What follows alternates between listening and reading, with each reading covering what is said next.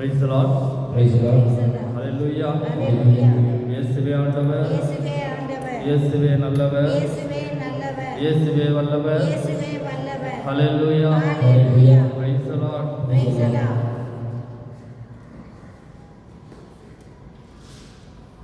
நம்ம ஆவியானவர் ஒரு பாடலை பாடிவிட்டு நாம் இறை செய்திக்குள் செல்வோம். ஆவியானவரே அன்பினார். அனைவரும் எழுந்து நிற்போம். ஆவியானவரை வரவேற்று இன்று நாம் தியானிக்கப் போகின்ற இந்த இறை செய்தியை முழுவதுமாக நம் உள்ளத்தில் இருத்தி ஆண்டவரிடத்தில் கேள்விகளை கேட்பதை விட்டுவிட்டு ஆண்டவருக்கு நாம் என்ன செய்கிறோம்? கடவுள் நமக்காக நிறைய காரியங்களை செய்து கொண்டே இருக்கின்றார். ஆனால் நாம் கடவுளுக்காக என்ன செய்கிறோம் என்பதை தியானிப்போம். இந்த இறை வார்த்தையானது எல்லோருடைய இல்லங்களிலும் உள்ளங்களிலும் தங்கி வருகின்ற நாட்களில் இறை ஆசிரை பெற்ற குடும்பங்களாய் வாழ நாம் இன்று அழைக்கப்பட்டிருக்கின்றோம். எனவே ஆவிக்குரிய பாடலை பாடி நாம் இறை செய்திக்குள் செல்லுவோம். ஆவியானவரே, அன்பின் ஆவியானவரே,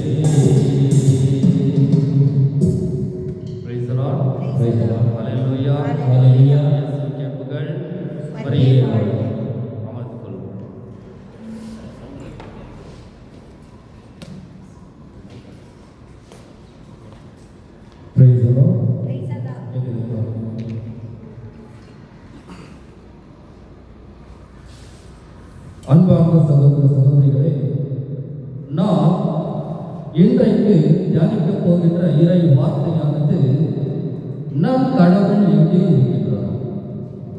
எந்த வார்த்தையை தியானிக்க போகிறோம்? நம் கடவுள் நம்முடைய கடவுள் தானே. இதில் எதனா உங்களுக்கு டவுட் எதனா இருக்குதுங்களா? சரி, okay. Praise the Lord. Hallelujah. திருப்பாடல் 42 திருப்பாடல் 42 இறை வார்த்தை 3 படிக்கிறோம். இந்த வார்த்தையை படித்துவிட்டு நாம் கொஞ்ச நேரம் தியானிக்கலாம். சங்கீதம் 42 இறை வார்த்தை 3. கலைமான் நீரோடைகளுக்காக ஏங்கி தவிப்பது போல் கடவுளே என்னை இறை வார்த்தை 3 அதிகாரம் 42 இறை வார்த்தை 3. இரவும் பகலும் இரவும் பகலும் என் கண்ணீரே எனக்கு உணவாயிற்று. என் கண்ணீரே உணவாயிற்று. உன் கடவுள் எங்கே? உன் கடவுள் எங்கே என்று என்னிடம் தீயோர் கேட்கின்றனர். என்னிடம் தீயோர் கேட்கின்றார்கள். Price the Lord. எதனால புரியுதுங்களா? இரவும் பகலும் என் கண்ணீரே உனக்கு உணவாயிற்று. தீயோர் என்னை பார்த்து உன் கடவுள் எங்கே, என்ன செய்து கொண்டிருக்கிறார் என்று கேட்கிறார்கள். Praise the Lord. ஹல்லேலூயா. சற்று தியானிக்க வேண்டிய இந்த இறை வார்த்தையானது, நான் கடந்த வாரத்தில் ஒரு மரணத்திற்கு சென்றிருந்தேன். அனைவருக்கும் தெரிந்திருக்கலாம். நிறைய இடத்துல கேட்குற கேள்வி என்ன பார்த்துட்டு பிரதர், நீங்கள் இவ்வளோலாம் ப்ரேயர் பண்ணுறீங்க, இவ்வளோலாம் சொல்கிறீங்க, கடவுள் உயிரோடு இருக்கிறாரு, உங்கள் பக்கத்தில் இருக்கிறாரு, நீங்கள் வாழ்க்கிற குடும்பத்தில் இருக்கிறாரு, உங்கள் ஒவ்வொருவரையும் கையில் தாங்குறாரு, உங்களை வழி நடத்துகிறான்னு சொல்கிறீங்க. ஆனால் என் வீட்டில் என் கணவன் இறந்து விட்டார். எங்கே போயிட்டார் உங்கள் கடவுள்? இந்த வார்த்தைக்கு நாம் என்ன பதில் சொல்ல முடியும்? Praise the Lord. ஹல்லேலூயா. அனைவரும் கேட்கிற ஒரு கேள்வியானது, என்னை எப்பொழுது வாட்டி வளைத்துக் கொண்டிருக்கிறோம். ஏன் சில வேளை நமக்கு இந்த பிரச்சனை வந்துருக்குதா இல்லைங்களா? இவ்வளோ கஷ்டப்படுறோமே, இவ்வளோலாம் துன்பம் வருது. நம்ம கடவுள்கிட்ட தான் நம்ம முறையிடுறோம், இந்த கடவுளுக்கான நம்ம ஊழியம் செய்கிறோம், இந்த கடவுளுக்கான நம்ம காணிக்கை எடுத்து போய் கொடுக்குறோம். ஆனால் ஏன் கடவுள் என்னை கைவிட்டார்? Price the Lord. ஆண்டவர் எப்பொழுதும் நம்மை கைவிடுவதில்லை. மாறாக நமக்கு சில தருணங்களில் நம்மை பார்த்து அவர் இப்படியாக சொல்லுகின்றார். என்னவென்று தெரியுமா? ஒரு தந்தை தன் குழந்தையை பார்த்து கைப்பிடித்து நடத்துவதைப் போல் நம்மை கடவுள் தினமும் வழி நடத்திக் கொண்டிருக்கின்றார். சில வேளைகளில் நாம் என்ன பண்ணுகிறோம் என்றால், கடவுளுக்கு விரோதமான செயல்களில் இறங்கி கடவுளுக்கு பிடிக்காத ஒரு பண்பாட்டை நாம் புனிதப்படுத்திக் கொண்டு அதை மாறாக நாம் கொண்டாட்டத்தில் இறங்கிக் கொண்டு நாம் என்ன செய்கின்றோம் என்றால், கடவுளை மறந்து விடுகிறோம். ஒரு தந்தை ஒரு குழந்தையை பார்த்து அவர் சொல்கின்றார், மகனே நீங்க ஓடாத, மெயின் ரோட்டில் வண்டி ஓடி வரும், திடீர்னு வரும், மாட்டிங்கன்னா அடிப்படும், அங்கே பள்ளம் இருக்குது, அதை தாண்டாத, நீ பள்ளத்தில் விழுந்துடுவாய், விளக்கு எறிஞ்சிட்டு இருக்கோம், தொடாத, கை சுடும். தந்தையின் பேச்சு கேட்பாங்களா பிள்ளைங்க? சொல்ல என்ன அதிகம் என்ன பண்ணுவாங்க? கையை பிடிச்சு இழுத்து விட்டுட்டு ஓடி போய் வேலன் தாண்டுவாங்க. வேலன் ரோடு கிராஸ் பண்ணுவாங்க, அப்பதான் கேட்க போய் விட்டுவாங்க. சுட்டுதை என்ன பண்ணுவாங்க? அம்மா சுடுது. அதே மாதிரி தான் நம் ஆண்டவர் இயேசு கிறிஸ்து நம் ஒவ்வொருவரையும் கையை பிடித்து வழிநடத்தி, என்னுடைய பாதை இது, இதோ நான் உங்களுக்காக இந்த உலகிற்கு வந்திருக்கின்றேன், நீங்கள் என்னை பின்பற்றி வாருங்கள். சீடர்களை பார்த்தவர் என்ன சொன்னார்? இதோ உலகம் முடிய போகின்றது, என் இறை வார்த்தைக்கு செவி கொடுத்து நீங்கள் என்னை பின்பற்றுங்கள் சொன்னார். ஆனால் இன்னைக்கு நம்ம எல்லாரும் கேட்டுட்டு இருக்கிறோமா? கேட்கறது இல்லை. ஆனால் நம்ம என்ன பண்ணுவோம்? வீட்டில் ஏதாவது ஒரு கஷ்டம் வரும், வீட்டில் ஒரு துன்பம் வரும், இல்லை ஏதோ பிஸ்னஸ் லாஸ் ஆகும். அந்த சமயத்தில் தான் என்ன பண்ணுவோம்? கடவுளுக்கு கண் இல்லை, காது இல்லை, கடவுள் எங்கே இருக்கிறாரு, எங்கே இருக்கிறார் கடவுள் அப்படின்னு என்ன பண்ணுவோம்? கோபத்தில் நம்மளும் வெறித்தனமாக பேசுவோம். ஆனால் கடவுள் எங்கே இருக்கிறார் என்று ஆவியானவர் கூட உட்கார்ந்து நம்ம பேசும்போது, ஆவியானவர் எனக்கு கொடுத்த சில வேதாகத்தின்படி கொடுக்கின்ற இறை வார்த்தை நான் உங்களுக்கு புரிவிக்கின்றேன். Price the Lord. ஹல்லேலூயா. எனவே நாம் இன்றைக்கு நம் கடவுள் எங்கே இருக்கின்றார், என்ன செய்கின்றார் எடுத்து வாசிப்போம். 1 சாமுவேல் 17ஆம் அதிகாரம் இறை வார்த்தை 49. 1 சாமுவேல் 17ஆம் அதிகாரம் இறை வார்த்தை 49. தாவீது தம் பையில் கை வைத்து ஒரு கல்லை எடுத்து, எத்தனை கல்லை எடுத்தார்? ஒரு கல்லை எடுத்தார். அதை கவனியில் வைத்து சுற்றி பெலிஸ்தருடைய கோலியாத்துடைய நெற்றியை பார்த்து கல்லை எறிந்தார். Price the Lord. படிக்க அந்த கல்லும் அவனது நெற்றியை தாக்கி அவன் தரையில் முகம் குப்புற விழுந்தான். Price the Lord. பாருங்க, இது சாதாரணமாக நம்ம நிறைய இந்த இறைவார்த்தையை சண்டே ரீடிங்கில் கேட்டிருப்போம், தியானிச்சிருப்போம், நிறைய தியானத்தில் கூட சொல்லியிருப்பாங்க, கேட்டிருப்பீங்க. ஆனால் ஆவியானவர்களில் நிறைய இறைவார்த்தையை அடிக்க வச்சிருக்கிறார், நிறைய ரகசியங்களை வச்சிருக்கிறார். நான் உங்களிடம் கேட்பது ஒரு கேள்வி. கோலியாத்தை வீழ்த்த தாவீதால முடியுமா? தாவீதோ சிறு பையன், கரெக்டாக? தாவீதோ சிறு பையன், ஆடுகளை மேய்ப்பவன். அவனுக்கு வீரம் இருந்தது, மனதில் தைரியம் இருந்தது. ஆனால் தாவீதை வீழ்த்தக்கூடிய அளவுக்கு அவனில் உடம்பில் பலம் இல்லாமல் இருந்தான். ஆனால் இதயத்தில் வீரம் இருந்தது, தைரியம் இருந்தது. ஆனால் அவன் எங்கு சென்றாலும் அவன் ஒரு வார்த்தை மட்டும் மனதிற்குள் நினைத்து செல்வான். அந்த இறை வார்த்தை நான் படிக்கலாமா? 1 சாமுவேல் 17ஆம் அதிகாரம் இறை வார்த்தை 45. 1 சாமுவேல் 17 இறை வார்த்தை 45. அப்பொழுது தாவீது பெலிஸ்தியரிடம், நீ வாளோடும் ஈட்டியோடும் வேலோடும் என்னிடம் வருகிறாய். நானோ நீ இகழ்ந்து பேசிய இஸ்ராயேலின் படைத்திரளின் கடவுளாகிய ஆண்டவரின் பெயரால் வருகிறேன். Price the Lord. அவனுக்குள்ள என்ன இருந்தது? நான் இல்லை. அவன் பார்த்து சொன்னான், அந்த அரசன், அந்த கோலியாத் என்பவன், அவன் எத்தனை போர் புரிஞ்சானோ, எந்த நாட்டுக்கு சண்டை எடுத்தானோ, இல்லை எத்தனை பேரை வீழ்த்தானோ பைபிள்ல எந்த இதுலையுமே இல்லை. இருக்குதுங்களா? இல்லை. ஆனால் கடவுள் சில காலத்தில் என்ன பண்ணுவாருன்னா, ஒருத்தனை அரசனாக்க வேண்டும் என்றால் கடவுள் என்ன பண்ணுவாரு? எங்க இருப்பாரு? எதிரிக்கு பின்னாடி தான் இருப்பாரு, நம்ம கூட இருக்க மாட்டாரு. ஒரே ஒரு கொஸ்டின் தான் உங்களுக்கு. தாவீது கல்லை எடுத்து தன்னுடைய அந்த உண்டவிலில் வச்சு அடிக்கும் பொழுது அந்த கல் நேராக போய் கோலியாத்தின் தலையில் பட்டு பதிந்து அவன் முகம் குப்புற விழுந்தான். நான் ஒரு கேள்வி கேட்கிறேன், நம்ம போய் ஒருத்தர் தலையில போய் அடிச்சா பின்னாடி விழுணுமா முன்னாடி விழுணுமா? பின்னாடி தானே விழுந்தோம். அப்படியா முன்னாடி விழுந்தான். அப்போ ஆண்டவராக இயேசு கிறிஸ்து நீ துன்பத்தில் இருக்கும் பொழுது உனக்கு பின்னாடி நிற்க மாட்டாரு. எங்க பிரச்சனை இருக்குதோ அங்கதான் ஆண்டவர் இயேசு கிறிஸ்து. Price the Lord. ஹல்லேலூயா.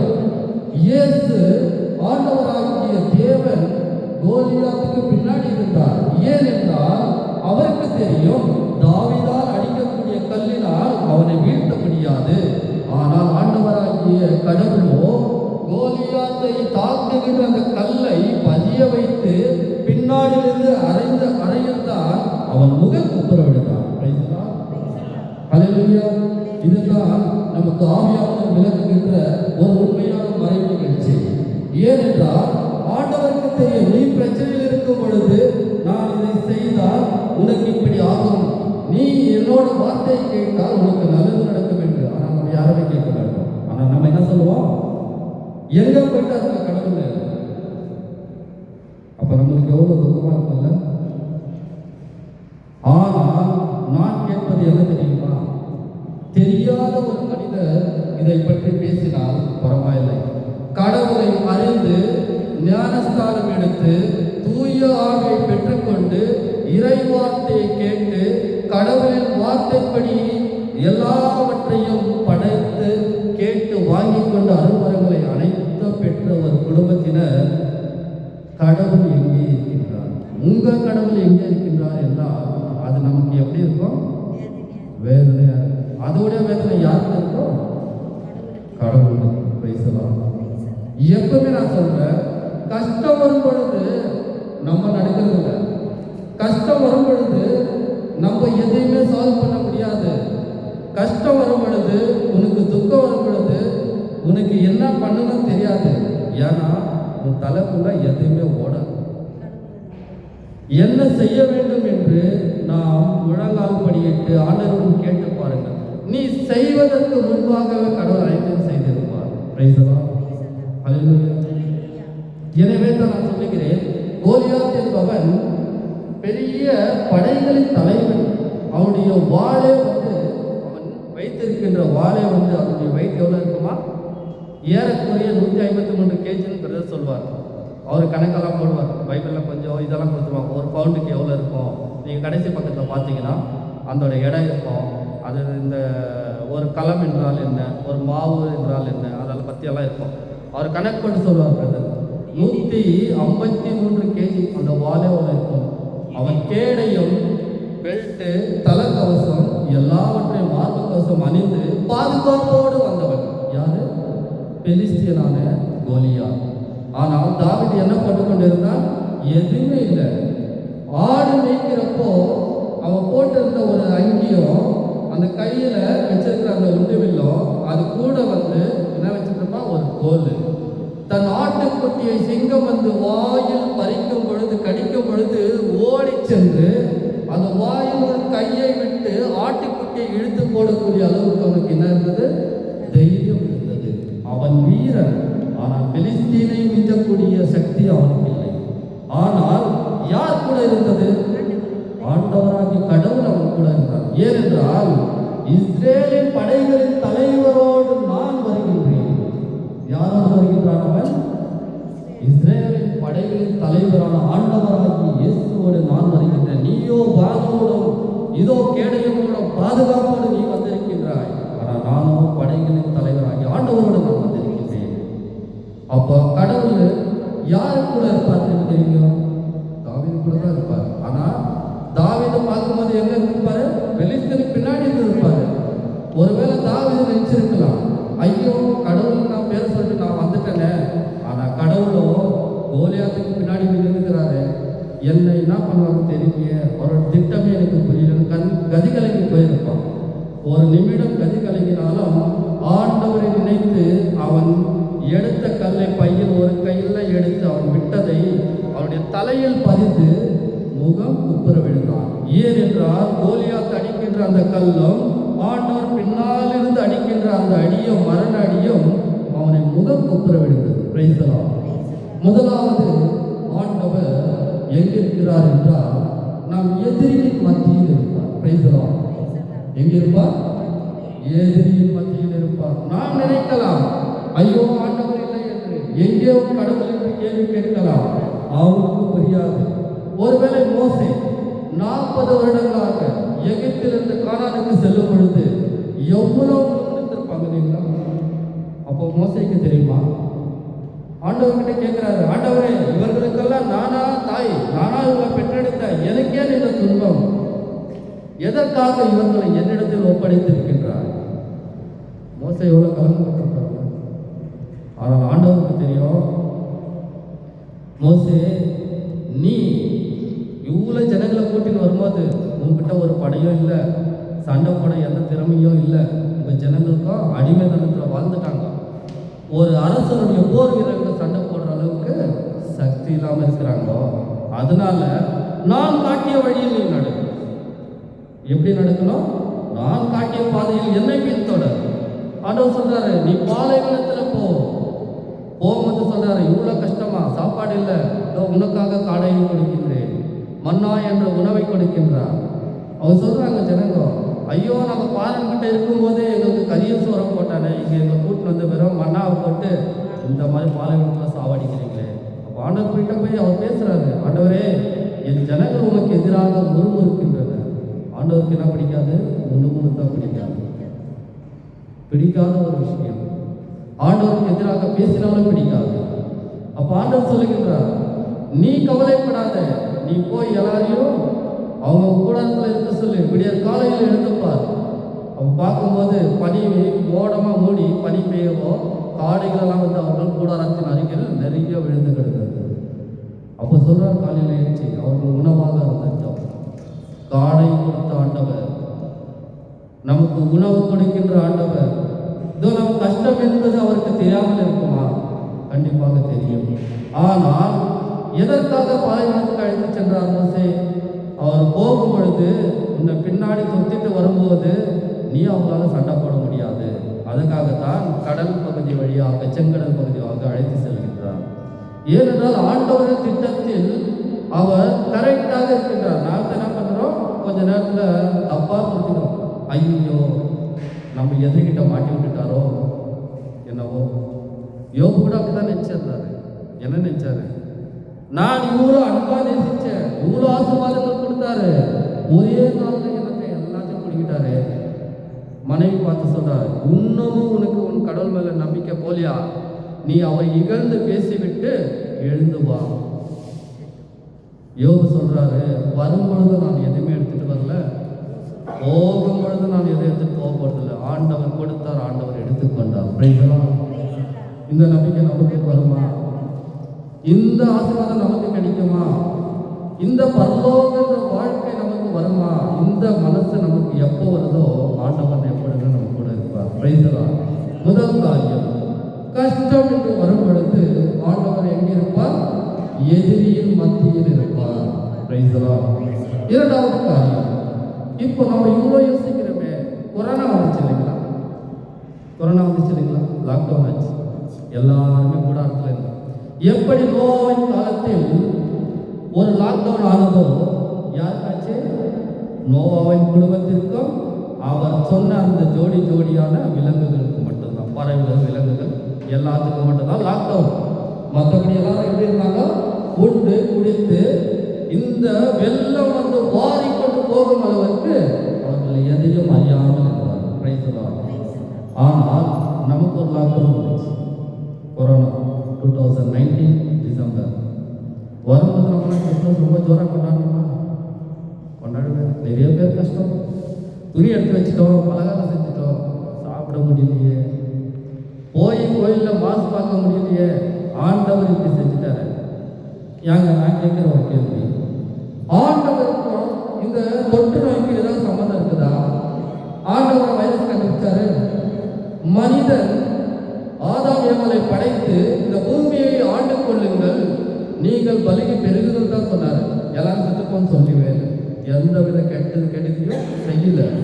இதை செய்து கொண்டவர்கள் மனிதர்கள் மட்டும்தான். தன்னுடைய சுயநலத்திற்காக, தன்னுடைய இன்பத்திற்காக அனைத்தையும் அவன் வெறுத்து என்ன செய்தான்? ஒவ்வொன்றாக நல்லது நல்லது என்று சொல்லி நல்லதையே கெடுதியாக மாற்றிவிட்டான்.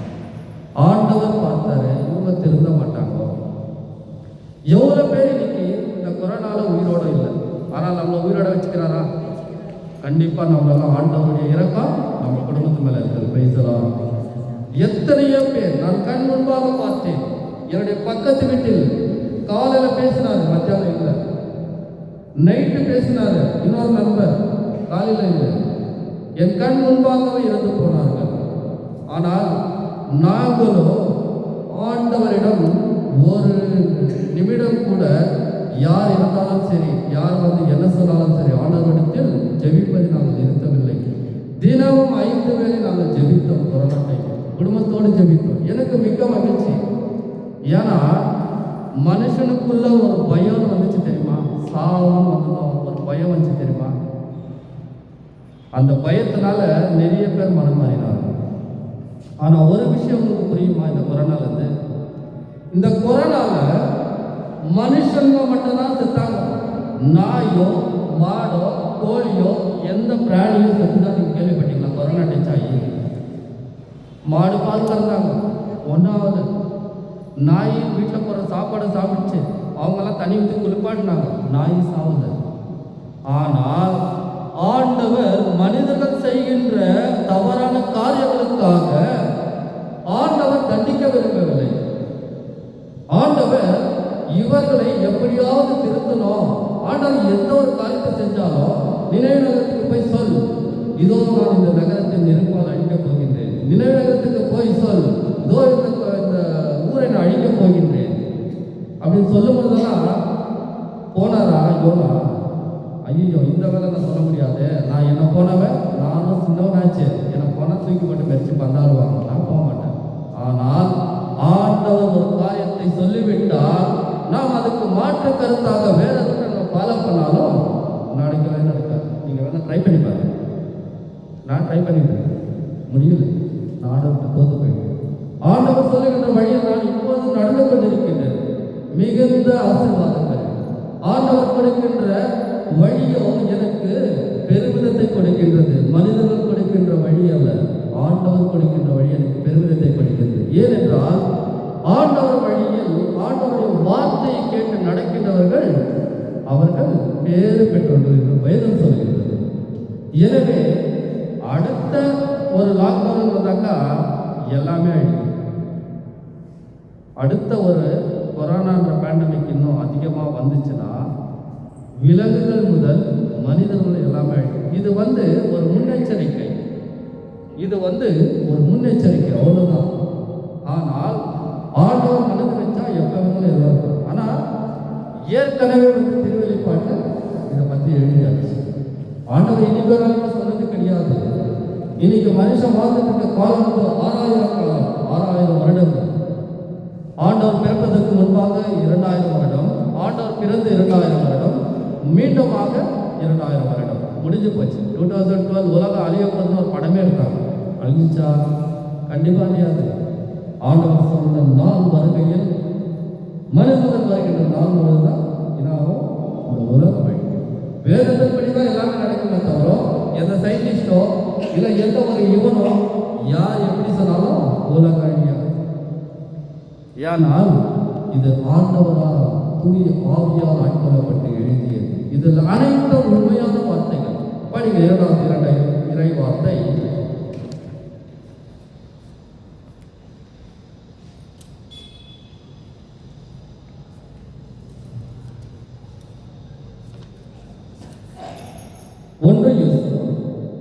யோசுவா 6ஆம் அதிகாரம் இறை வார்த்தை 20-21. யோசுவா அதிகாரம் 6 இறை வார்த்தை 20-21. மக்கள் ஆரவாரம் செய்தனர், எக்காலங்கள் முழங்கின, எக்காலத்தில் ஓசையை கேட்ட மக்கள் பேரொலி எழுப்பினர். மதில் இடிந்து விழுந்தது, மக்கள் நகரத்தில் நுழைந்தனர். அவர்கள்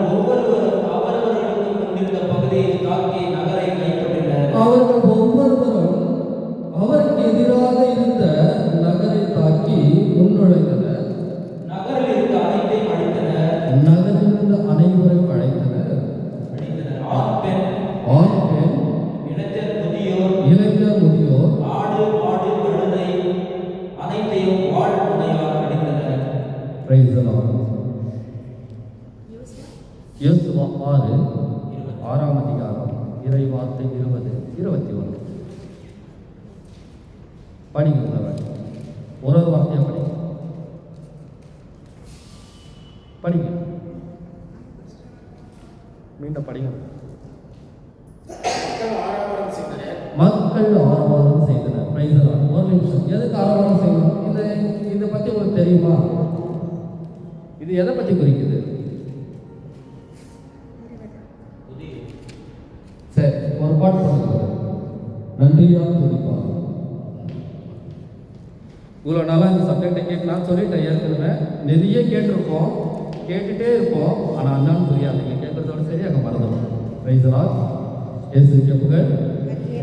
ஹல்லேலூயா.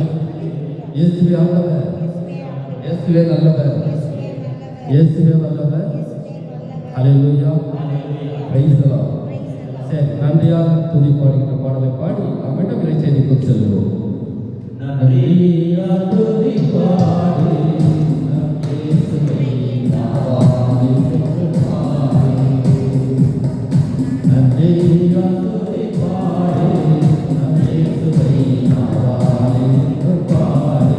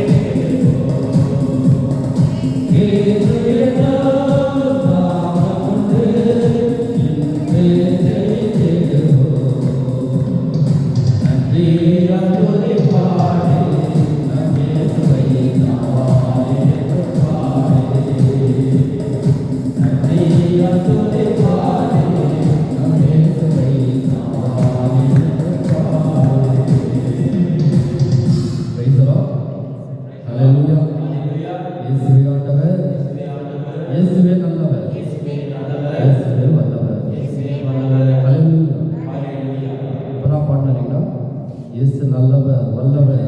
நமக்கு அவர் கூட போனா என்ன உண்டு? ஜெயம் உண்டு, வெற்றி உண்டு. வார்த்தை மாறாதவர். எதற்காக இந்த வசனத்தை நான் படிக்க வச்சேன்னா, படிக்கிறது வேண்டுமா? மக்கள் ஆராதனை செய்தனர் போதும். இந்த எரிகோ மதில் என்பது என்னன்னு பற்றி தெரியுமா உங்களுக்கு? டீப்பா போதுமா? தெரியுமா? அதை பற்றி தெரியுமா? தெரியாது. ஓகே. எரிகோ மதில் என்பது ஸ்டார்ட் போறதுனால எனக்கு டைம் பத்தாது. எரிகோ மதில் என்பது சுவர், ஒரு சவுரன் வச்சு. அந்த மதில் என்பது அது மேல எப்படி இருக்குன்னா கீழே வந்து கிட்டத்தட்ட ஒரு 40 அடி ரோடு வச்சு, மேலே வந்து 4 கார் போகலாம். எத்தனை கார் போகலாம்? 4 கார் போகிற அளவுக்கு அந்த கோட்டை மேலே டாப்பில் அவ்வளோ இருக்கும். அது மேலே வந்து யார் நிற்பாங்க? யூதர்கள் நிற்பாங்க, போர் வீரர்கள் நிற்பாங்க. கீழே யார் வருவாங்க? யூதர்கள். ஏன்னா எதுக்காக வந்தாங்கன்னா அவங்க அந்த கோட்டையை தாண்டி தான் எங்கே போனோம்? கிதியோன் நாட்டுக்கு போகணும். கானான் தேசத்திலிருந்து வந்த இவங்க இந்த மதில் கோட்டையை தாண்டி எங்க போகணும்? உள்ள போகணும். அப்போ இந்த கிதியோ நாட்டுக்கிட்ட போய் அவங்க கானான் தேசத்துக்கு போனா இந்த மதில் சோதனை இவங்க விட மாட்டேன்றாங்க. யாரு? அந்த எதிர் கட்சியான அரசர்கள் போர்களை நிறுத்தி மதில் கோட்டை கிட்ட வச்சு மேலிருந்து யார்கிட்ட அவங்க என்ன பண்றா? அம்போ ஈட்டியால கொன்று அவங்க சாவடிக்கணும். யார? யூதர்கள். யூதர்கள் யார்? இயேசுவை பின்பற்றுகிறவர்கள், இயேசுவை உறுதியாக நம்புகிறவர்கள். அவர்களுக்கு என்ன இல்லை? எந்த ஒரு படை வீரரும் இல்லை, எந்த ஒரு தகுதியும் அவங்ககிட்ட இல்லை. ஆனா ஒண்ணு மட்டும்தான் அவங்ககிட்ட இருக்கு. என்ன தெரியுமா? அந்த துதி பாடல். அதுதான் சொல்றாரு, அவங்க வழிநாட்டில் சொல்றாரு யூதர்களை பார்த்து, உங்களுக்கு 7 நாள் டைம். எத்தனை நாள் டைம்? 7 நாள் டைம். முதல் நாள் அந்த செங்கோட்டை பக்கத்துல, அந்த மதில்கள் பக்கத்துல நீங்க என்ன பண்ணோம்? ஆண்டவருடைய இதை எடுத்துக்கிட்டு நீங்க துதிச்சு பாடி போகணும். முதல் நாள் முதல் ரவுண்ட், 2வது நாள் 2 ரவுண்ட், 7 நாள் 7 ரவுண்ட் எடுத்துட்டு போறாங்க. போகுது அந்த அப்படியாப்பட்ட மதில் சுவர்கள் என்னவானதா? உள்ளிருந்து பூகம்பம் வந்தா எப்படி வரும்? உள்ளிருந்து தானே மேலே வரும். எரிமலெல்லாம் பார்த்துருக்கீங்கல்ல, நெறியோ பொங்கி மேலே வந்து நெருப்பாக கட்டும். அந்த மாதிரி மதில் சுவர் இடிச்சா எப்படி இடிக்கணும்? இந்த பக்கம் இடிச்சா அந்த பக்கம் தள்ளணும் இல்லைங்களா? ஆனால் இவங்க மேலே இருக்கிறாங்க, இந்த பக்கம் போர் வீரர்கள் நின்றுருக்காங்க, படைகள் நின்றுட்டு கோட்டைக்கு பக்கத்தில், அந்த மதில் சுவர் பக்கத்தில். ஆனால் யூதர்கள் இப்படி போயிட்டு இருக்காங்க. ஆனால் சோறு எப்படி விட்டுதான் தெரியுமா? உள்ளது வெடிச்சு எல்லாமே இந்த பக்கம் வந்துடும். அதுதான் ஆண்டவர் சொல்றாரு, துதியினால் இடிந்து விடும். அந்த பாட்டை நம்ம அவ்வளோ அருமையாக பாடுறோம். ஆனால் இவ்வளோ நாள் பாடிட்டு இருக்கிறோம், அர்த்தமே தெரியாமல் பாடிட்டு இருக்கோம். எப்படி பாடிட்டு இருக்கிறோம்? துதிக்கு இவ்வளோ பவர் இருக்குதா? பாட்டு பாட ஒரு சக்தி இருக்குதா? நிறைய பேர் தெரியாது.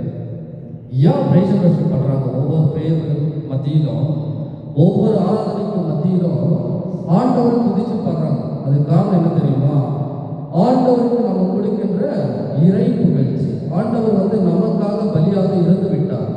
அவர் எந்த பலியும் கேட்கல. யூதர்கள் முறைப்படி, நம்ம பழைய காலம் மோசையின் சட்டப்படி, நாம் கோயிலுக்குள்ள செல்லுன்னா நம்முடைய பாவ பரிகாரத்தின் பலியாக ஒரு ஆட்டையோ கன்று குட்டியையோ மாடப்புறாக்களையோ பலியாக கொடுத்து அர்ப்பணம் செய்ய வேண்டும். எதற்கு? நாம் செய்கின்ற பாவங்களுக்காக.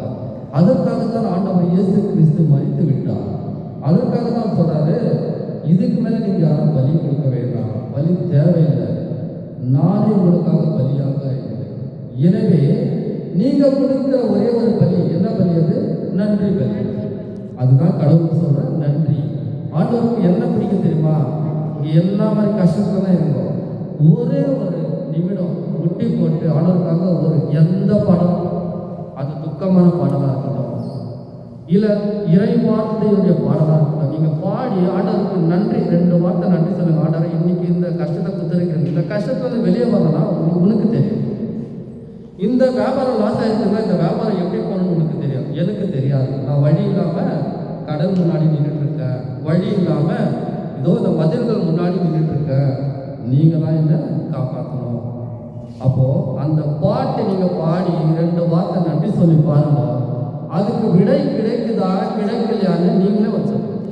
அடிக்கடி இந்த சிஸ்டர் கேட்பாங்க, எங்கள் வீட்டில் இந்த பிரச்சனை, வீடு கட்ட முடியல. நான் சொல்லுவேன், நீங்கள் போய் நன்றி சொல்லுங்க, போய் ப்ரேயர் பண்ணுங்க, இப்படி ப்ரேயர் பண்ணுங்க சொல்லுவேன். அவங்க வந்து சொல்லுவாங்க, அடுத்த வாரமாக சொல்லுவாங்க. நான் சொல்லுவேன், என்கிட்ட சொல்லாதீங்க, கடவுள் போய் நன்றி சொல்லுங்க. ஏன்னா நான் வேலைக்காரன். நான் யாரு? நான் ஊழியர். ஊழியர்னா யாரு? வேலைக்காரன். நான் வந்து இதுக்கு பொறுப்பல்ல. நான் உனக்கு தைரியத்தை கொடுக்கலாம், அவனுடைய வார்த்தையை கொடுக்கலாம். ஆனால் ஆசீர்வாதம் கொடுப்பவரும் படைகளின் ஆண்டவர். Praise the Lord. எனவே இவர்கள் அந்த 7ஆம் நாள் குதித்து கொண்டு மதில் கோட்டையில் செல்லும் பொழுது அந்த சுவரானது யாராலும் இடிக்க முடியாத சுவர். ஒரு 6 மாதத்துக்கு முன்னாடி ஒரு ஆர்டிக்கல் பார்த்தேன். அந்த ஆர்டிக்கலில் வந்து ரிசர்ச் பண்ணுறாங்க. இப்போ கோலியாத்தோட எலும்பு கடிச்சிருக்குது அப்படின்னு சொன்னாங்க. இந்த மதில் சுவர்கள் எப்படி இடிந்து விழுந்தது என்று ஒரு ரிசர்ச் பண்ணுறாங்க. வெளிநாட்டிலேருந்து எல்லா உலக நாடும் சேர்ந்து ஒரு ரிசர்ச் பண்ணுறாங்க. அதில் அவங்க கொடுத்த ரிப்போர்ட் என்ன தெரியுமா? மதில் சுவர்கள் அது யாரும் இடித்து தள்ளவில்லை, மாறாக கீழிருந்து வெடித்து இந்த பக்கமா, அதாவது இவங்களுக்கு எதிராக நிற்கின்ற ஒரு பக்கமா விழுந்து இவங்களுக்கு எப்படி நின்றதா கற்கள் படிக்கட்டு கற்களாக மாறின. ஏறி படிக்கட்டு கண்டினியூ பண்ணுற வார்த்தையை ஆரவாரம் விட்டன, எக்காலம் முழங்கின, எக்காலத்தில் ஓசையை கேட்ட மக்கள் பேரொலியை எழுப்பினர், மதில் இடிந்து விழுந்தது. Price the Lord. எக்காலம், பேரொலி, இதெல்லாம் அந்த காலத்தில் வந்து எந்த மியூசிக்கும் கிடையாது, எந்த கீபோர்டும் கிடையாது, எந்த கிட்டாரும் கிடையாது. எக்காலம் தான் ஆண்டு ஊதுறாங்க. ஒவ்வொரு வாட்டியும் அவங்க படம் எடுக்கும் பொழுதும் என்னத்தை ஊதுவாங்க? எக்காலம். இவங்களுக்கு இன்னைக்கு கூட அந்த சடங்குமுறை இன்னைக்கு கூட பின்பற்றாங்க. இன்னைக்கு வரைக்கும் அவங்க பின்பற்றாங்க. எக்காலம் ஊதி ஆண்டவருக்கு பேரொலியை எழுப்புவார்கள். என்ன அந்த பேரொலி? நம்ம சொல்றது தெரியுமா? இயேசுவிக்கு புகழ், மரியே வாழ்க, இயேசுவே ஆண்டவர், இயேசுவே நல்லவர். இதெல்லாம் அவங்க அன்னைக்கு இயேசுன்னு சொல்லல, தெரியாத ஒரு கடவுளை யாவே கடவுளுக்கு நன்றி சொல்லியிருக்கிறார். அதுதான் அன்னைக்கு அவங்க செஞ்சது ஒரு வார்த்தை. அந்த பேரொலியானது அந்த மதில் சுவரையே தூக்கி எறிந்ததா. படிக்க கண்டிப்பாக மக்கள் நகரங்கள் அவ்வளோ பெரிய சவுறு இடிந்து விழுந்தது. எப்படி போயிடுவாங்க? கேட்டா ஓப்பன் ஆச்சா? கேட் ஓப்பன் ஆச்சா? இல்லை, மதில் சுவர் இடிஞ்சு விழுந்துச்சு. இடிஞ்சு விழுந்தா மேலே நேரம் ஏன் போக முடியுமா? போக முடியாது. என்ன சொல்றது பாருங்க, மக்கள் நகருக்குள் நுழைந்தனர், அவர்கள் ஒவ்வொருவரும் அவரவர்களுக்கு முன்னிருந்த பகுதியை தாக்கி நகரை கைப்பற்றினர். அவங்க எதனா ஈட்டி எடுத்துன்னு போனாங்களா? எதனா ஈட்டி எடுத்துன்னு போனாங்களா? கத்தி எடுத்துன்னு போனாங்களா? சண்டை போட ஒன்றுமே இல்லை. அவங்க என்ன பண்ணாங்க? சவுறு எப்போ இடிந்து விழுந்ததோ, மதில் சுவர் எப்போ இடிந்து விழுந்ததோ அதன் மீது ஏறி அவர்களுக்கு நேராக இருக்கின்ற பகுதியில் ஓடினார்கள். ஓடி சென்று நகரை அழைத்து கைப்பற்றினார்கள். ஏனென்றால் இடிந்து விழுந்த சுவரானது அவர்கள் மேல் விழுந்தது. அப்ப அந்த இடத்துல யார் இருக்கிறாரு? ஆண்டவர் இயேசு இருக்கின்றார். ஆண்டவர் ஆகிய கடவுள் நம் மத்தியில் இருந்த கடவுள் இப்பொழுது எங்கே இருக்கின்றார்? அழைக்கப்பட்ட இடத்தில் கடவுள் இருக்கின்றார். Price the Lord. அவருக்கு என்ன கொடுக்கல? வழி கொடுக்கல. அந்த இடம் என்ன பண்ணுச்சு? அடைக்கப்பட்டு இருந்தது. இப்போ ஆண்டவர் அவங்க குதிச்சு பாடும் பொழுது என்ன பண்ணாரு? அடைக்கப்பட்ட இடத்தை உடைத்து அவருக்கு வழியை கொடுத்தார். Price the Lord. உன்னுடைய வாழ்க்கையிலும் உனக்கு துன்பம் வருகின்ற பொழுது, உனக்கு சஞ்சலம் ஏற்படுகின்ற பொழுது, உன்னுடைய குடும்பத்தில் சமாதானம் இல்லாத பொழுது நீ ஆண்டவரை துதித்து பாடு. என்ன பண்ணணும்? ஆண்டவருக்கு நன்றி சொல்லி எல்லாவற்றையும் மறந்துவிட்டு, என் பக்கத்தில் யார் இருக்கின்றார்கள், என் அருகில் யார் இருக்கின்றார்கள், பக்கத்து வீட்டில் என்ன சீரியல் ஓடி இருக்குது, எதுவுமே நம்ம கேட்கக்கூடாது. நானும் ஆண்டவரும் நானும் கடவுளும் முகமுகமாக பேசுவது போல் கண்களை நீங்கள் பேசி பாருங்கள். ஆண்டவர் உங்களுக்கு பதில் கொடுப்பார். Price the Lord. முதலாவதாக ஆண்டவர் எப்படி இருந்தார்? எதிரிகள் மத்தியில் இருந்தார். இரண்டாவதாக எப்படி வந்தார்? அழைக்கப்பட்ட இடத்திலிருந்து நமக்கு வழியை திறந்து வந்தார். Price the Lord. மூன்றாவது, மார்க்கு 4ஆம் அதிகாரம் இறை வார்த்தை 38. 4ஆம் அதிகாரம் இறை வார்த்தை 38. அவரோ படகின் பிற்பகுதியில் தலையணையை வைத்து தூங்கிக் கொண்டிருந்தார். அவர்கள் போதகரே, போதகரே, சாகப் போகிற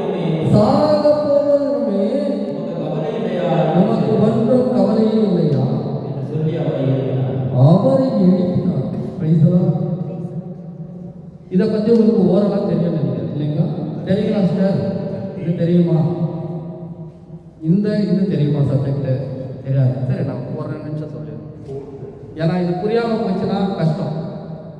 சரி, ஆண்டவர் என்ன பண்ணுறாரு? படகுல ஏறி வராது, சீடர்களோடு வராது. வரும்பொழுது என்ன பண்ணுறாரா? பின்னாடி போய் என்ன வச்சு தூங்கிட்டு இருந்தாரா? தலையில் வச்சு தூங்கிட்டு இருந்தாரா? இது நடக்கிற காரியமா? ஆண்டவர் கண் அயர்வதும் இல்லை, உறங்குவதும் இல்லை. திருப்பாடல் 121 பைபிளில் போட்டுக்குதா? அப்புறம் ஏன் போய் படகுல தூங்கணும்? தலைகால கேட்டு தூங்குறாரு. நம்ம கடவுள் எப்படியாவது கடவுள் தான். நல்லவரா கெட்டவரா தெரியலையோ பிரதர் அப்படின்னு சொன்னாரு. நல்லவர் தான். Price the Lord. ஆண்டவருக்கு முன்னாடியே தெரியும் உங்க பிரச்சனை வரும். ஆண்டவருக்கு என்ன தெரியும்? பிரச்சனை வரும். அதனால தான் சொன்னாரு, உங்களெல்லாம் முன்னாடி விட்டுட்டு பின்னாடி நிம்மதியாக தூங்கிருக்கிறாரு. என்னதான் பண்றாங்க பார்க்கலாம். என்ன வந்துச்சாங்க? புயல் காற்று வந்துச்சு. புயல் காற்று வந்ததும் வாயில வயிற்றுல ஆச்சுன்னு கத்துறாங்க. ஐயோ, என் உயிர் போச்சே, என் மனைவி போச்சே, வீடு போச்சே, சொத்து போச்சே, சுகம் போச்சே. ஆனா ஆண்டவரும் தலையால வச்சு நிம்மதியா தூங்குறாங்க. தூங்கல, அவர் நாடகம் பண்ணிருக்காரு. அதான் நம்ம கிடைக்கும். Price the Lord. ஆண்டவர் கண் அயர்வதும் இல்லை, உறங்குவதும் இல்லை. வார்த்தை என்னைக்குமே மாறினது கிடையாது. Price the Lord. ஏனென்றால் அவர் வார்த்தை மாறாத கடவுள். எதற்காக என்றால் நமக்கு ஒரு வாய்ப்பை கொடுக்கின்றார். நீ என் மேல நம்பிக்கை வச்சிருக்கிறியா இல்லையா? இதை டெஸ்ட் பண்ணல. யோபு வந்து சோதிக்கிறது சாத்தான என்ன கேட்குது? ஒரே ஒரு நாள் எனக்கு பர்மிஷன் கொடுப்பா, அது சும்மா வீட்டு டெஸ்ட் பண்ணிட்டு வரேன். யார்கிட்ட பர்மிஷன் கேட்குது? கடவுள்கிட்ட கேட்குது. அப்போ நம்ம கடவுள் பிள்ளையா இருக்கும்போது கடவுள் நம்ம விடுவாரா? கண்டிப்பா விடுவாங்க. நம்ம கடவுளை ஏமாத்திட்டு வேற பக்கம் போனா என்ன பண்ணுவாரு? குழந்தைய கை விடுற மாதிரி விட்டுருவார். சரி போப்பா, பள்ளத்துல விடு, சரி போப்பா, எல்லாத்துல சுட்டுன்னு வா, இல்லை போய் வண்டியில் கட்டியில் மாட்டி வா. நானும் மாட்டணும் தான் வண்டியில். நானும் அப்படிதான் ஓடிட்டு இருந்தேன். பிரதர் சொல்லுவார், பிரதர் வாங்க, பிரேயர் வாங்க, பைபிள் படிங்க, எதனா சொல்லுங்க. என்ன சொல்லுவார்? பிரதர் உங்களுக்கு வயசாயிடுச்சு, நீங்கள் பண்ணிருக்கீங்க, எனக்கு இன்னும் வயசு இருக்குது பிரதர், கொஞ்ச நாள் எங்களை விடுங்க பிரதர், வயசாக நாங்களும் வந்துடுறோம் அப்படின்னு. ஆனால் புத்தார பாரு, கடவுள் வரு வண்டியில் ஆக்சிடென்ட்டு, அப்போ எடுத்த பைபிள் தான் இன்னும் இருக்கிற ஒருவேளை. ஏனென்றால் கடவுள் நமக்கு துன்பத்தை கொடுப்பவர், ஆனால் நம்மோடு வருகின்றார் என்று அர்த்தம். பேசலாம். பாலைவனத்தில் நாம் கஷ்டப்படுகிறோம் என்றால் பாலைவனத்தில் யாரும் இருக்க மாட்டாங்க. ஆனால் கூட யார் இருப்பாரு? கடவுள் இருப்பார். இது வரைக்கும் நீங்க வேதாகமத்தில் படித்த மாதிரி பாலைவனத்துக்கு சென்றவர்கள் யாராவது இறந்ததாக செய்தி நீங்க படித்திருக்கிறீங்களா? பாலைவனத்தில் அவர்கள் போகும் பொழுது இறந்ததாக செய்தி நீங்க படித்திருக்கின்றீர்களா? மோசே ஆகட்டும், இல்லை ஆபிரகாம் ஆகட்டும், ஈசாக் ஆகட்டும், யாரையாவது கடவுளை பிள்ளைகள் படிச்சு பாருங்க. யாருமே கைவிட்டதில்லை. கடவுள் சேர்க்க வேண்டிய இடத்துல சேர்த்துதான் அவங்க உயிர் கொடுப்பாங்க. ஏனென்றால் அவர் வாக்கு மாறாதவர், கேட்டதை கொடுப்பவர், நம்முடைய முன்னாடி நடக்க போகின்ற விஷயத்தை முன்பே அறிந்தவர். ஏனென்றால் நீ தாயின் கருவயிற்றில் இருக்கும் பொழுதே உன் பெயரை கையில் வரைந்து வைத்துள்ளேன், உன்னுடைய முழு எல்லாவற்றையும் நான் எழுதி வைத்துள்ளேன். எப்படியாப்பட்ட கடவுள் இல்லைங்களா? நமக்கு திட்டம் தெரியாது, அவனுடைய செயல் நமக்கு தெரியாது. ஆண்டவருக்கு தெரியும், இவனை இப்படி சொன்னா திருந்த மாட்டான், இவனை திருத்தத்துக்கு ஒரு வழி, அந்த வழியில போனா கண்டிப்பா தெரிஞ்சுக்கிறார். கேட்க வேண்டியது நமக்கு தேவையான தானம். இப்போ இந்த இடத்துல ஆண்டவர் புயல் அடிக்குது, சீடர்கள்லாம் கத்துறாங்க, ஆண்டவரே உங்களுக்கு கொஞ்சம் கூட துக்கம் வேண்டது இல்லையா? நாங்கெல்லாம் அழிந்து சாவு போறோமே, புயல் அடிக்குது, கடல்ல எங்களை தூக்கி கவுக்க போகுது, நீங்களும் தலையில வச்சுனோமா நிம்மதியா தூங்குறீங்களாப்பா, எங்க மேல கொஞ்சம் கூட அக்கறை இல்லையா? ஆண்டவர் சொல்றாரு, உள்ளம் கலங்க வேண்டாம். நீங்க உள்ளம் கலங்க வேண்டாம். நம்பிக்கையற்ற சீடர்களே, விசுவாசம் கொண்டு போயிட்டான். ஒரு சிறுகளுக்கு விசுவாசம் இருந்தால் அந்த மலையை பார்த்து பேர்ந்து போய் என்று சொன்னால் அது பேர்ந்து போகும். உனக்கு அது கூட ஒரு கடுகு எவ்வளவு பெருசு இருக்கும்? சின்னது. அவ்வளோ கூட உங்களுக்கு விசுவாசம் இல்லை என்றால் எப்படி? பாண்டவர் தூங்கிட்டு இருக்காரு. இப்போ இந்த படகை பற்றி ஒரு விஷயம் சொல்றீங்க. இப்போ உங்களுக்கு இந்த விஷயம் புரிஞ்சிச்சு இல்லைங்களா? ஆண்டவர் எதுக்காக அங்கே வந்தார் போட்டில், அவர் என்ன பண்ணியிருந்தாரு, இங்கே தான் நடக்குது, சீடங்க ஏன் கத்துறாங்க, ஓரளவுக்கு தெரிஞ்சு. ஆண்டவர் பின்னாடி போய் தூங்கணும். படகுல ஒரு முக்கியமான ஒரு விஷயம், படகு நீங்கள் எடுத்தாவே முன்னாடியிலேருந்து இப்படி வரும் இல்லைங்களா, இப்படி வரும். பின்னாடி என்ன பண்ணணும்னா அந்த படகோட வீக்கான பாயிண்ட் எதுன்னு பார்த்தீங்கன்னா அந்த படகோட பின்னாடி தான். அந்த பின்னாடி ஒரு கட்டமைப்பு வச்சுருப்பாங்க, ஃப்ளாட்டாக இருக்கும். பார்த்துக்கிறீங்களா? வேளாங்கண்ணிக்கெல்லாம் குறைஞ்சி சின்ன சின்ன போட் பார்த்துருக்கோம். முன்னாடிலாம் இவ்வளோ மட்டும் இருக்கும் கட்டை, பின்னாடிலாம் சட்டில் அப்படி கட்டை அடிச்சிருப்பாங்க. லாஸ்ட்டில் வர அந்த பலகை மட்டும் எப்படி இருக்குன்னா சின்னதாக அப்படி துடுப்பு மாதிரி இருக்கும், அவ்வளோதான். அது ஒன்றும் ஸ்ட்ராங்காக இருக்காது. ஆச்சுங்களா? ஆண்டவர் எங்கே போய் தூங்கிட்டு இருக்காரு? பின்னாடி போய் தலையில வச்சு தூங்கிட்டு இருக்கிறாங்க. இங்கே புயல் அடிச்சு ஒரே லவன் கத்திட்டு இருக்கிறாங்க. நம்ம கூட அப்படி தான் கத்துறோம் கொஞ்ச நாள். எது தெரியுமா? கஷ்டம் வரப்போ, வீட்டில் பிரச்சனை வரப்போ. ஆனால் ஆண்டவர் ஒவ்வொரு கண்ணீரையும் எதில் சேர்த்து வச்சிருப்பாரா? தோற்பையில் சேர்த்து வைத்து அதற்கு உனக்கு பதிலளிக்காமல் விட மாட்டான். நம்ம நினைச்சுக்கிறோம், ஐயோ இவ்வளோ அழுதுமே, நம்ம இவ்வளோலாம் பண்ணுமே, நமக்கு ஒன்றுமே கிடைக்கல. கண்டிப்பாக கிடைக்கும். பிரதர் அழுதவர் தான், நானும் அழுதவர் தான். நைட்டு 12 மணிக்கு ப்ரேயர் பண்ணும்போது தலைகாணியில் என் தலைகாணி ஃபுல்லாக நினைக்கும். பைபிள் படிப்பேன். எனக்கு ஏன் இந்த கஷ்டம், எங்கள் வீட்டில் ஏன் இந்த மாதிரி பிரச்சனை அப்படின்னு. ஆண்டவர் சொல்லுவார், எதை பற்றி கவலைப்படாது, நான் உன்னுடன் இருக்கிறேன். 1 வருஷம் 8 மாதம் நான் பெட்டில் இருந்தேன். எத்தனை வருஷம்? 1 வருஷம் 8 மாதம். ஆனாலும் ஆண்டவர் என்னை கைவிடவில்லை. என் பசங்க படிச்சுட்டு தான் இருந்தாங்க.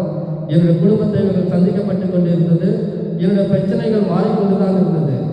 சில நண்பர்கள் இருந்தார்கள், நல்ல நண்பர்கள், எனக்கு எவ்வளோ உதவி பண்ணியிருக்கிறாங்க. அவருக்காக நிச்சயமாக நான் ப்ரேயர் பண்ணுறேன். எல்லாருமே நிறைய பேர் இருக்காங்க, நான் யாரும் பேர் சொல்றது. இவர்கள் எல்லாம் நான் சொல்லவில்லை. ஒரு பேர் வந்தால் மார்னிங் 5 மணிக்கு வந்துட்டு நானே ஏஞ்சி பைபிள் படிச்சுட்டு 4 மணிக்கு தான் தூங்குனேன். திடீர்னு பார்த்தா 5 மணிக்கு அவர் உட்காந்துருக்காரு. ஏன்னா காலையில் இவ்வளோ சீக்கிரம் வந்துட்டீங்க அப்படின்னு கேட்டால், இல்லை ஏதோ எனக்கு நைட்டு படுத்து தூங்குனேன், கடவுள் ஏதோ உனக்கு எத்தனை பேர் கொடுன்னு சொன்ன மாதிரி இருந்தது, நான் எத்தனை. நான் யார்கிட்டையும் கேட்கல, ஃபோனும் பண்ணல, தானே எடுத்துட்டு வர்றாரு. எங்கள் வீட்டில் சொல்கிறாங்க, நாளைக்கு எனக்கு இந்த தேவைப்படுது, என்கிட்ட இல்லை, பணம் இல்லை. நான் சொல்லுவேன், கடவுள் பார்த்துக்கோங்க. நம்பிக்கை எனக்கு அதிகம் ஜாஸ்தி. எங்கள் வீட்டில் நம்பிக்கை கிடையாது, எனக்கு அதிகம் ஜாஸ்தி. கடவுள் பார்த்துக்கோங்க. காலையில் 5 மணிக்கு அவங்க என்ன சொன்னாங்களோ அது அவரும் கவர் நிற்கிது. அப்போ எனக்கு நம்பிக்கை வரணுமா வராது? இப்போ கடவுள் எனக்கு பயம் வரணுமா வராது? மனுஷர்கள் கைவிடலாம், ஆனால் ஆண்டவர் கைவிட மாட்டார். உனக்குள் ஆண்டவர் பேசுகிறார் என்றால் நாங்களாக எதுவும் சொல்லக்கூடாது. ஆண்டவர் போய் அவங்களுடைய இதயத்தை தட்டி எழுப்புவார். நீ அவங்க வீட்டுக்கு போ, அவனுக்கு இது தேவைப்படுது, நீ கொடுன்னு சொல்வார். அதுதான் ஆண்டவர் பேசுறது. இப்போ பாரதம் அவங்க பின்னாடி தொழில் வரணும்னா அந்த மனசை இருக பண்ணது யாரு? ஆண்டவர் தான். நீங்கள் பைபிள் எடுத்து படிச்சு பாருங்க. பாரோனின் இதயத்தை கடினப்படுத்தினான்னு இருக்கும். ஐயோ இவங்கெல்லாம் தச்சு போறாங்க, இவங்க விடக்கூடாது. அப்போ அந்த கடினமான மனசை கொடுக்குறது யாரு? ஆண்டவர் தான். அவன் வந்தால் தான் அப்போ என்ன மாட்டோம்? கடலில் மாட்டுவான். அப்போ தான் அங்கே தான் சாவடிக்க முடியும். அப்போ தான் இவங்க என்ன பண்ணுவோம்? காணாம தேசத்துக்கு போக முடியும். ஆண்டவருடைய திட்டம் அது. என்ன மாதிரி யாரும் தப்பிக்க முடியாது. நம்ம தப்பிச்சாலும் உயிரோடு இருக்க முடியாது. பிரைஸ் எல்லாம். இப்போ ஆண்டவர் வீக்கான இடத்துல தான் படுத்துருக்காரு. அந்த கட்டை மாதிரி இந்த மாதிரி இருக்காது பின்னாடி, அது இப்படி போட்டு இப்படி இருக்கும் அந்த முக்கோண வடிவில். அப்போ இந்த இடத்துல தூங்கிட்டு இருக்காரு. அப்போ ஆண்டவர் சொல்றாரு, அப்போ அந்த இடம் வீக்கான பாயிண்ட்னு அவருக்கு தெரியும். புயல் அடிச்சா என்ன ஆகும்? ஃபர்ஸ்ட் இங்கே தான் ஒடியும். நான் பட்டு தூங்கிக்கிறது அந்த இடம் தான். அவர் சொல்றாரு, நம்பிக்கை கொண்டவர்களே ஏன் ஐயம் கொண்டீர்கள்? உங்கள் விசுவாசம் இல்லையா? ஏனென்றால் நமக்குள்ளும் இதே தான் இருக்கின்றது.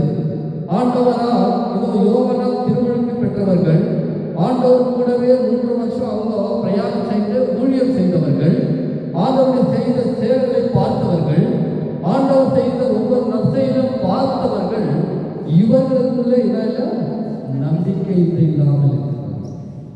நம்பிக்கை இல்லாமல் இருக்கிறார்கள். கடவுளா என்னப்பா பண்றாரு?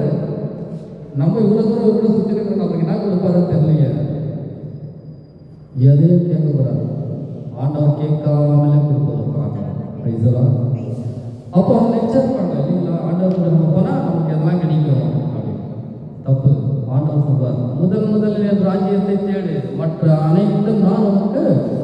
சேர்த்து கொடுத்தேன். Praise the Lord.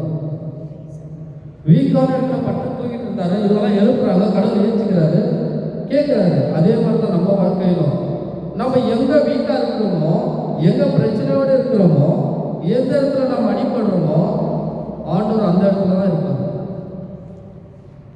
எந்த இடத்துல இருப்பாரு? நம்மளுக்கு பிரச்சனை எங்க இருக்குதோ அங்கதான் ஆண்டவர் இருப்பார், நம்ம கூட இருக்க மாட்டார். இப்போ கோலியாத்தை தாக்கும்போது ஆண்டவர் வந்து தாவீது கூட இருந்தாரா? இல்லை, கோலியாத்துக்கு பின்னாடி இருந்தார். ஏன்னா அவனை வீழ்த்தணும்னா யார் வீழ்த்தணும்?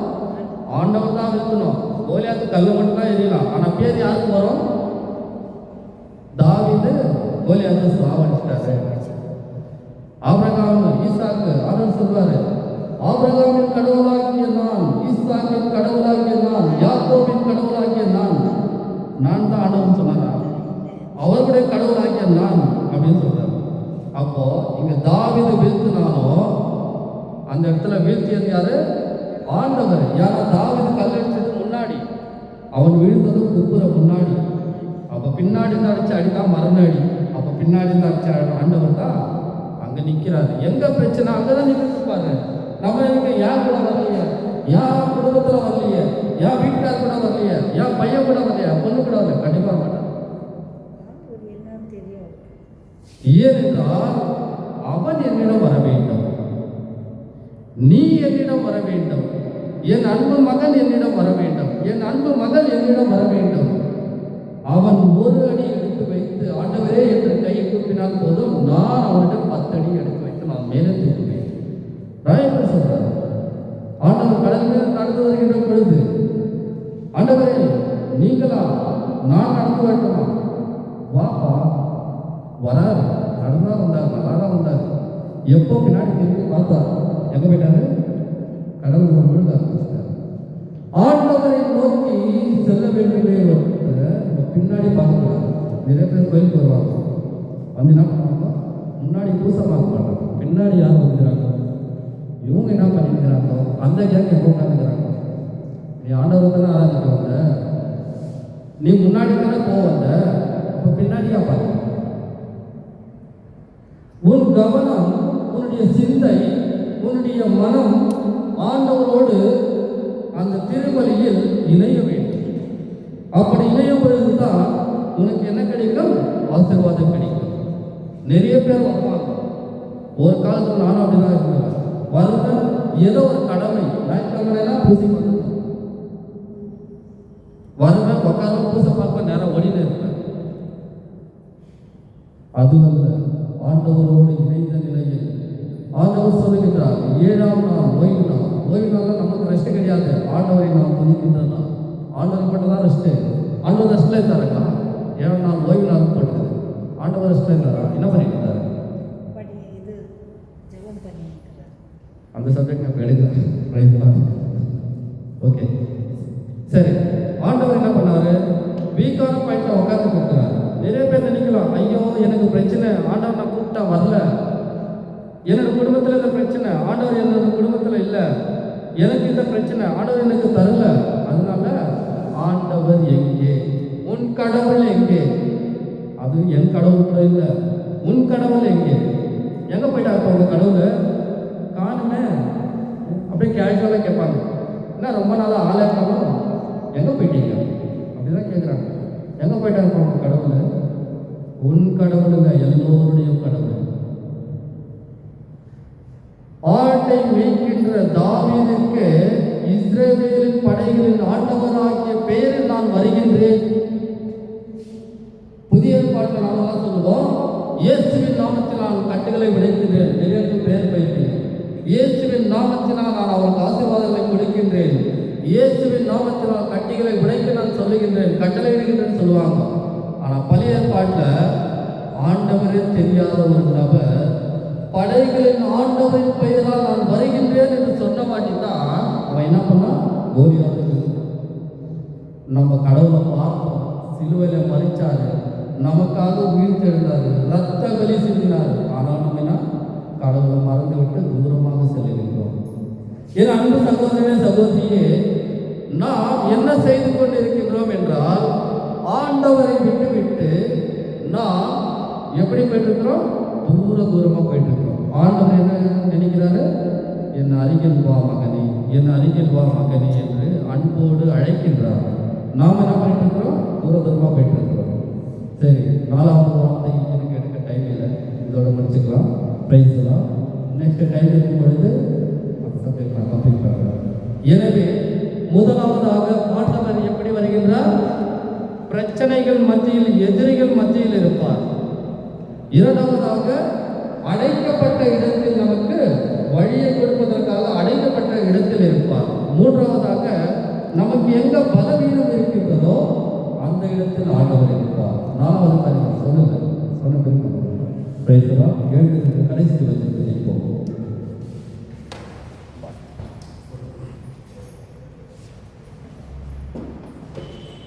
கலங்காதே கலங்காதே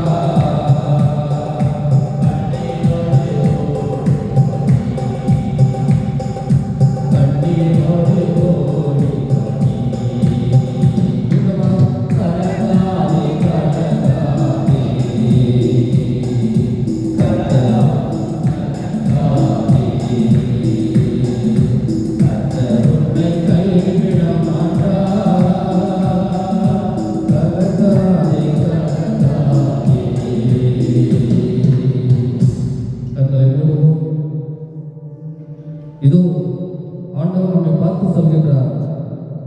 இதோ உன் குடும்பத்தில் பிரச்சனையா?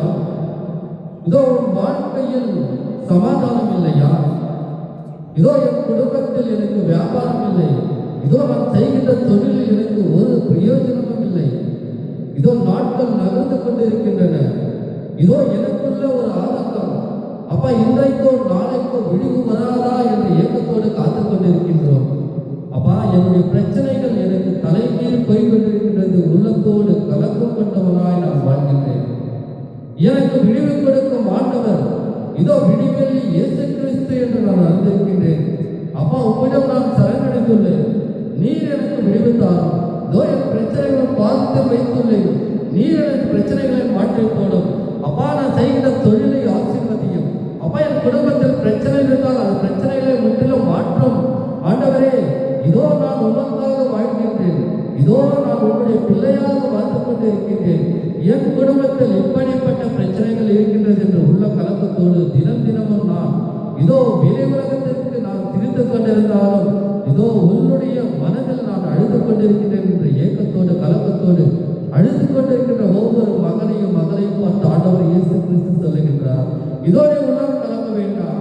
ஒன்றும் கடுகளவும் விசுவாசம் இருந்தால், ஒன்றும் நம்பிக்கை இருந்தால், இதோ நான் உனக்கு சொல்லுகின்றேன், இந்த உலகம் தர முடியாத சமாதானத்தை நான் உனக்கு கொடுப்பேன் என்று சொல்லுகின்றார் ஆண்டவர்.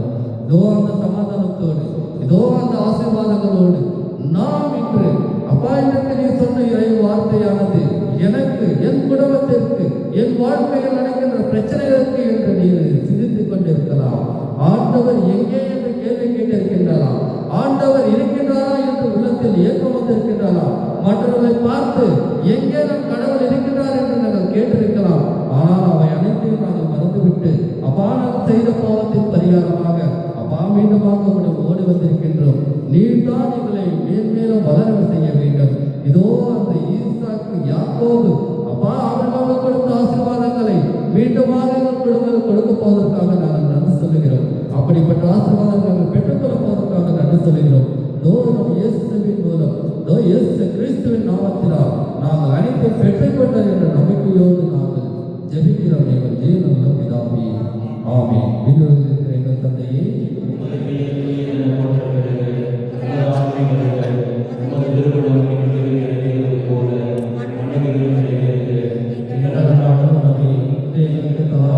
எங்களுக்கு எதிராக குற்றம் செய்தோரை நாங்கள் மன்னிப்பது போல எங்கள் குற்றங்களை மன்னியும், எங்களை சோதனைக்கு உட்படுத்தாதையும், தீமைகளில் எங்களுக்கு தருணம். ஆமென். அருள் நிறைந்தவரே, வாழ்க. ஆண்டவர் உடனே பெற்றோர் ஆசை பெற்றவர் நீரே. உம்முடைய திருவயிற்றின் கன்னியாகிய இயேசு ஆசை பெற்றவரே. புனிதமரியே, இறைவனின் தாயே, பாவிகளாகிய எங்களுக்காக இப்பொழுதும் எங்கள் இறப்பின் வேளையிலும் வேண்டிக் கொள்ளும். ஆமென். தந்தை, மகன், தூய ஆவியின் பெயராலே. ஆமென். Praise the Lord.